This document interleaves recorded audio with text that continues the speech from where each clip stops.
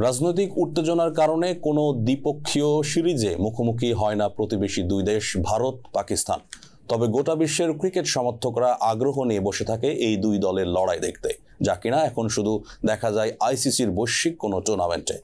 Cricket সমর্থকদের কথা মাথায় রেখে বিগত কয়েক বছর ধরেই বিশ্ব ক্রিকেট নিয়ন্ত্রণ সংস্থা ভারত পাকিস্তানকে একই গ্রুপে রেখে আসর সাজায়, যাতে তাদের মাঠের দ্বৈরথ উপভোগ করতে পারে ক্রিকেট প্রেমীরা। তার ব্যতিক্রম হয়নি চলমান নবম টি-20 বিশ্বকাপেও। প্রতিবারই ভারত পাকিস্তান ম্যাচ ঘিরে সব মহলে কাজ করে বাড়তি উত্তেজনা। এই তালিকায় বাদ যান না খোদ ক্রিকেটাররাও।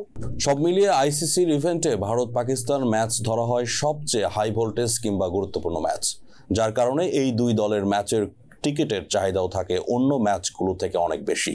সেই সঙ্গে এই দুই দলের মহারণ মাঠে বসে উপভোগ করতে হলেও দর্শকদের গুনতে হয় বাড়তি অর্থ। অনেকে বাড়তি অর্থ দিয়েও পাচ্ছে না এই ম্যাচের টিকিট।